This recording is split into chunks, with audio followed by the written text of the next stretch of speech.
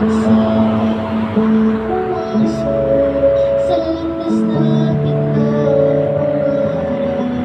ngunit iyong makaisipin kung ikaw ay nagsalubungin siya. Gusto ni Jesus ang makasama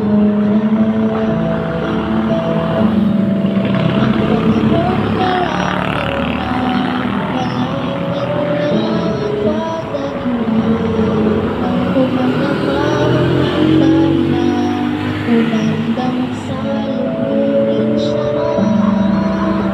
Ikaw ako, tayong lahat magkakasama. Walang mawawagin kahit isa.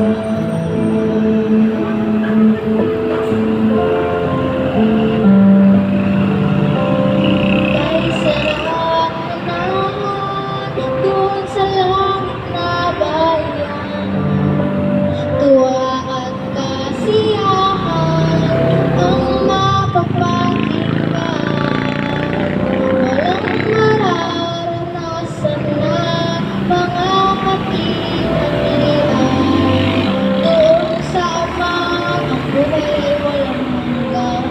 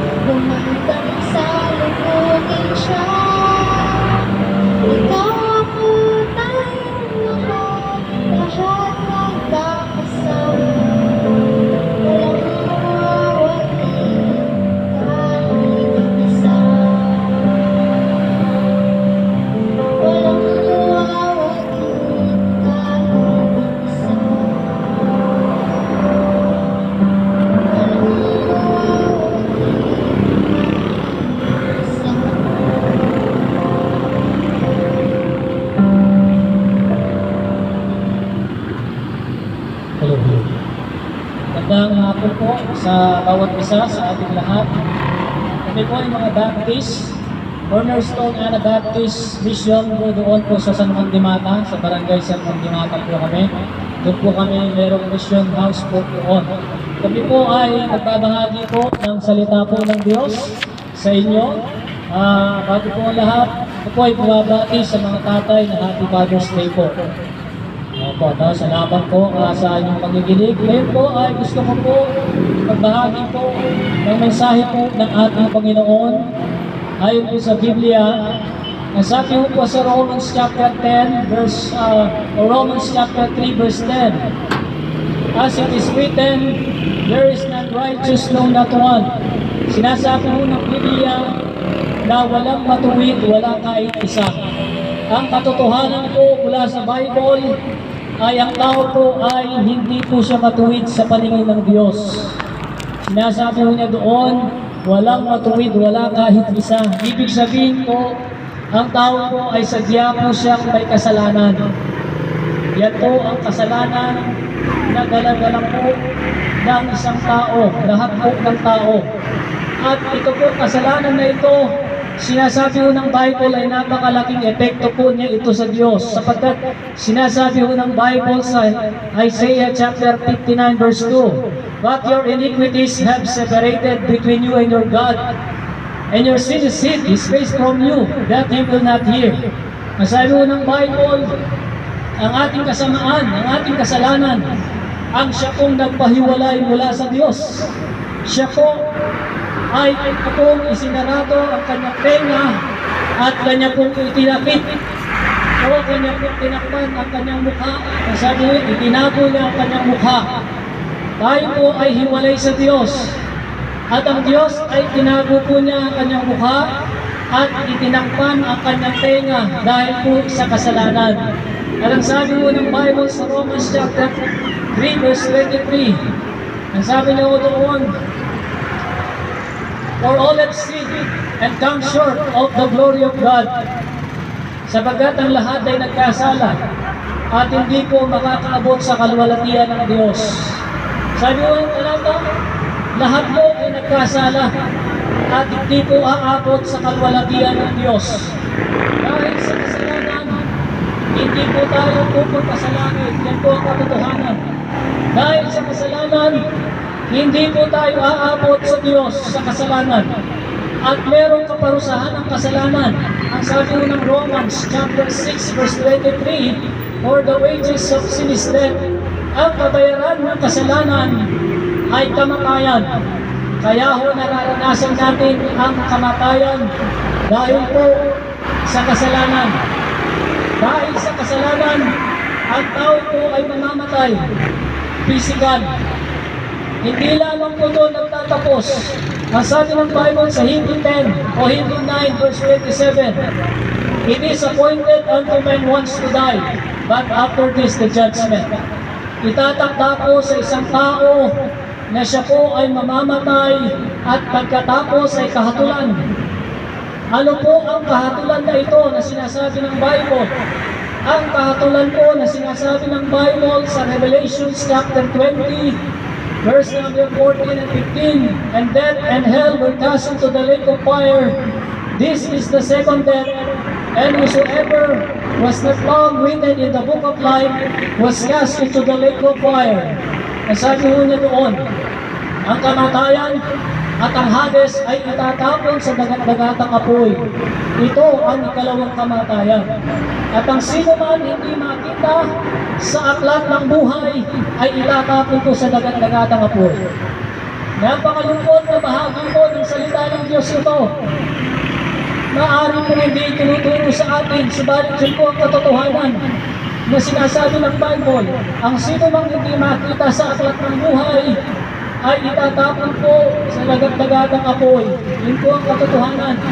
Ngunit sinasabi ng Bible, mga kaibigan, dahil sa kasalanan, ang ebanghelyo po ng ating Panginoong Jesucristo, ang mabuting balita po dito, dahil sa kasalanan nating mga tao, bumaba ang kaisa-isang anak ng Diyos. Nagkatawang tao ang Diyos, walang iba kundi ang Panginoong Jesucristo. Siya po ay nagkatawang tao, mula sa langit, bumaba po siya dito sa mundong ito para kunin ang ating kasalanan, para akuin ang ating kasalanan. 2 Corinthians chapter 5 verse 21, for he hath made him to be sin for us who knew no sin, that he might be the righteousness of God in him.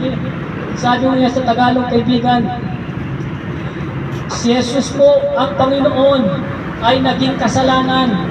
Kahit hindi niya kilala ang kasalanan, kahit wala po siyang kasalanan, siya po ay naging kasalanan para sa atin. Para ang katwiran ng Diyos ay mapasa atin. Wala pong kasalanan ang Panginoon, subalit siya po ay bumaba dito sa mundong ito para po siya mamatay sa krus. Yan po yung dahilan kung bakit ang Panginoong natin Jesucristo ay nabayubay sa krus ng Kalbaryo. Siya po ay nagbuwis ng kanyang buhay doon sa krus at itinagas ang dugo niya doon sa krus para sa ating mga kasalanan. At ang sinasabi ng Bible sa John 3 verse 38, he that believeth on the Son have everlasting life, and he that not believeth shall not see life, but the wrath of God abideth in him.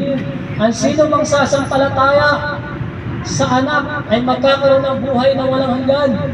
Subalit ang hindi sumampalataya ay hindi makakakita ng buhay. Kung hindi, ang kagalitan ng Diyos ay sa Kanya. Sabi ng Bible, mga kaibigan. Kung pipiliin natin sumampalataya sa Panginoong Jesucristo, ay makakakita tayo ng buhay. At hindi na natin makikita yung ikalawang kamatayan na dagat-dagatang apoy. Kung ating pipiliin na sumampalataya sa Panginoon, ay makakakita ng buhay. Ngunit kung hindi tayo sasampalataya sa Panginoon, shall not see light, hindi natin po makikita ang buhay. Bagkus yung kagalitan ng Diyos ang mapapasaan. Ang kagalitan ng Diyos ay walang iba, hindi ang dagat-dagatang apoy. Kasi sabi ko ng Bible, yun po yung ikalawang kamatayan. Yun po yung tinatawag na kaparusahan ng impyerno. Walang iba kundi yung dagat-dagatang apoy, mga kaibigan. Kaya habang may panahon, may pagkakataon, may oras, merong panahon, piliin natin ang palataya sa Panginoong Jesucristo.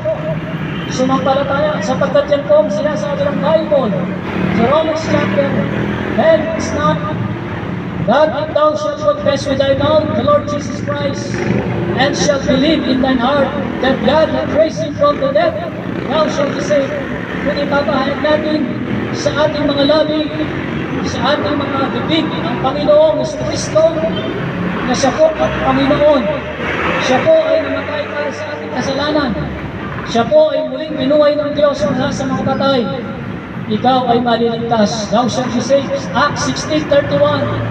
Ang sabi ng Bible, believe on the Lord Jesus Christ, and thou shalt be saved. Sumampalataya ka sa Panginoon Jesucristo, ikaw ay magkakaroon ng buhay na walang hanggan, mga kaibigan. Hindi po tayo maliligtas ng relihiyon. Hindi po tayo maliligtas ng mabuting gawa o ng anumang mga bagay. Ang sabi ng Bible, for there is one God, one mediator between man and God, the man Christ Jesus. Merong isang mamamagitan sa atin mula sa Diyos at tao, ang Panginoon nating Jesucristo. Tanging ang Panginoon nating Jesucristo ang mamamagitan sa Ama. Pagka tayo po ay pumanaw, pagka tayo po ay mamamatay sa krus, o mamamatay po dito sa mundong ito, kailangan natin tagapamagitan. Walang ibang tagapamagitan kundi ang Panginoong nating Jesucristo. Nasabi niya, siya po ang daan, ang katotohanan, at ang buhay.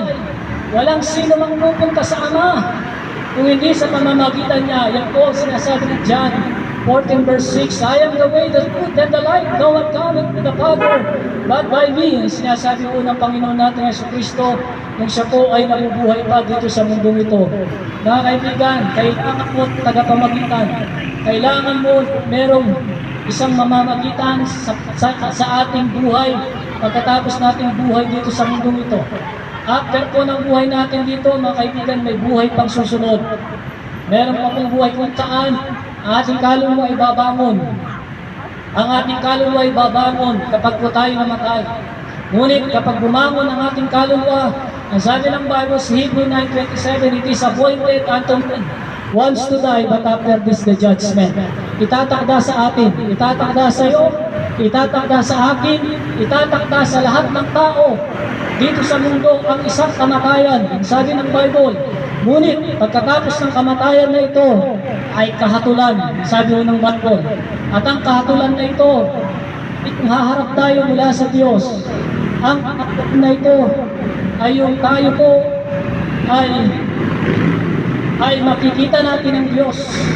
Yung kahatulan na ito ay yung tinatawag na pagharap natin sa Diyos. Tayo po ay magkakaroon ng paglilitis. Subalit, kung tayo po ay kikilala sa Panginoong ating Jesucristo, sinasabi ng Bible, ang pangako niya sa John chapter 1 verse 12, that as many as receive Him, to them gave Him power to become the sons of God, even to them that believe on His name.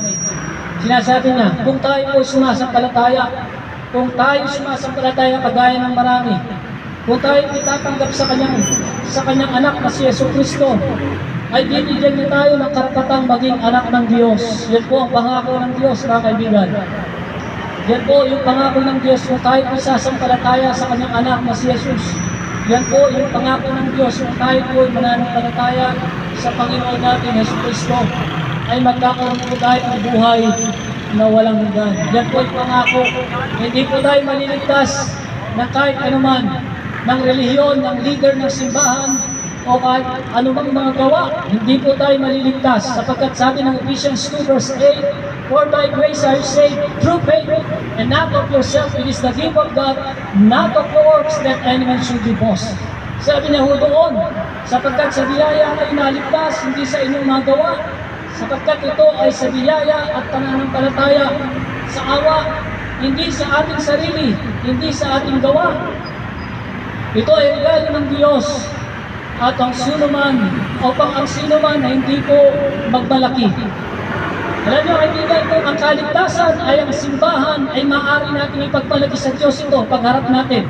Kung ang kaligtasan yung mabuting gawa, ay maaari natin ipagmalaki ito sa Diyos pagdating sa ating kakulan. Ngunit, ano bang ang dahilan kung bakit namatay ang Panginoon natin Jesucristo dito? Kung pwede naman pala natin gawin ang kaligtasan natin. Kung pwede naman pala tayong gumawa, kung pwede naman pala tayong magsimba. Kung yan po ang kaligtasan, hindi po ang pagsampalataya sa Panginoon ang kaligtasan, hindi po sa pamamagitan ng gawa.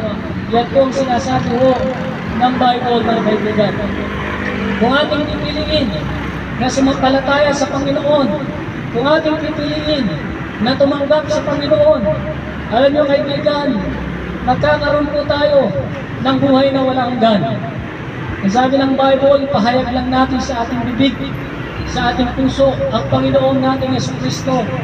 Ipahayag natin, dahil daw siyang i-confess natin ang ating kasalanan, ang ating pagkilala sa Kanya, pagdating natin ang Panginoon bilang tagapagligtas ng ating buhay. At tayo po ay manampalataya na po siya'y namatay para sa atin. Namatay po sa krus, at siya po ay muling binuhay ng Diyos mula sa mga patay. At ang pangako ng Diyos sa buong ng Bible ay bibigyan kanyang karapatang maging anak ng Diyos, mga kaibigan. Kung pipiliin natin kikilala kay Kristo sa Panginoon, ikaw ay 2 beses ipapanganak, ngunit isa lamang ang kamatayan. Ang ibig sabihin, mga kaibigan, ipapanganak ka sa pisikal, ngunit mamamatay ka pisikal, ngunit mabangon ang iyong kaluluwa, mabubuhay, at ito ay ipapanganak muli. Ngunit kung pipiliin natin na hindi sumampalataya sa Panginoon, magkakabaliktad po ang nangyayari. Ikaw po ay papanganak lamang isang beses, subalit mamamatay ng 2 beses. Ipapanganak ka sa physical, mamamatay ka sa physical, at mamamatay sa spiritual. Whosoever was not found written in the book of life was cast into the lake of fire, and death and hell were cast into the lake of fire. This is the second death. Ayaw po natin maranasan ang ikalawang kamatayan. Kung naniniwala po kayo sa Diyos, kailangan nyo rin maniwala sa Bible. Kung naniniwala po kayo sa Bible, kailangan nyo maniwala na may langit at impyerno. Sapagkat yun po ang babala ng salita ng Diyos. Langit at impyerno ang pupunta ng tao. At hindi relihiyon ang magliligtas sa tao. Hindi ang gawa, kung hindi ang pagsampalataya sa ating Panginoong Jesucristo. Pipiliin natin, kung bubuksan natin ang ating mga puso, tanggapin natin ang Panginoon habang may panahon, habang may pagkakataon, habang may oras, habang hindi pa po tayo binabawian ng buhay. Kailangan natin magdesisyon. Wala pong mawawala kung ikaw hindi naniniwala sa Diyos. Kung ikaw ay hindi naniniwala sa Diyos. Kung ikaw ay hindi sumampalataya sa Panginoon, sasabihin mo walang Diyos. Subalit kung paano kaya kung ikaw ay hindi naniniwala sa Diyos, ngunit bumangon ang iyong kaluluwa pagdating ng araw, maghahanda ka po ng kahatulan. Wala ka sinasabi ko po, walang mawawala kung ikaw isasampalataya sa Diyos. Walang pagpipilian. Sumampalataya ka sa Panginoon, walang mawawala. Pagpus, bibigyan ka ng buhay na walang hanggan. Maniwala po tayo sa Panginoon, manampalataya. Buksan natin ating mga puso, tanggapin natin ang Panginoon natin Jesucristo. Sabihin natin sa ating mga bibig, Panginoon, tinatanggap ko ka bilang tagapagligtas. Panginoon, kinikilala kita bilang Panginoon. Panginoong Jesus, ikaw ang ating tagapagligtas. Panginoon, patawad po sa mga kasalanan. Sabihin po natin yun sa ating mga puso. Ang sabi ng Bible, if any man be in Christ, is a new creature. All things are past. Behold, all things become new. Kung tayo po'y magiging anak ng Diyos, sa mga kapatid tayo po'y magiging bago sa paningin ng Diyos. Maaaring meron tayong kasalanan, subalit, ang sabi ng Bible, siya po ay tapat na tayo ay patatawarin sa ating mga kasalanan. Ang hinihingi lang ng Diyos ay sumampalataya sa kanyang nag-iisang anak na ating Panginoon, ng ating Diyos, walang iba kundi ang Panginoon natin Yesu Cristo. Sinasabi ng Bible, for God so loved the world, that He gave His only begotten Son, that whosoever believeth in Him should not perish but have everlasting life. Kayo na lamang ang pag-ibig ng Diyos sa sanglibutan, kaya ibinigay niya ang kaisa-isa niyang anak, ang bugtong na anak, walang iba kundi ang ating Panginoong Jesucristo, upang sino mang sumampalataya sa Kanya ay hindi mapahamak kundi magkaroon ng buhay na walang hanggan. Buhay na walang hanggan. Yan po ang pangako ng Diyos. He that believeth on the Son shall have everlasting life, and he that not believeth on the Son shall not see life, but the wrath of God abideth in him. Kung ating pipiliin, sumampalataya sa Panginoong Jesucristo, ay magkakaroon po tayo ng buhay na walang hanggan.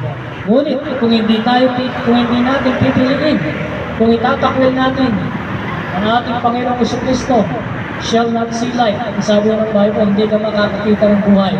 But the wrath of God abideth in him. Kung hindi, ang kagalitan ng Diyos ang mapapasa Kanya. Yan po ang mensahe po ng Biblia. Hindi namin pinipilit po ito.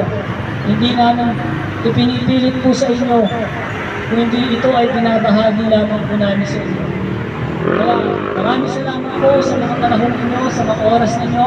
Happy Father's Day po. Pagpalain ng Diyos sa mga business nyo. Pagpalain ng Diyos sa pamilya ninyo.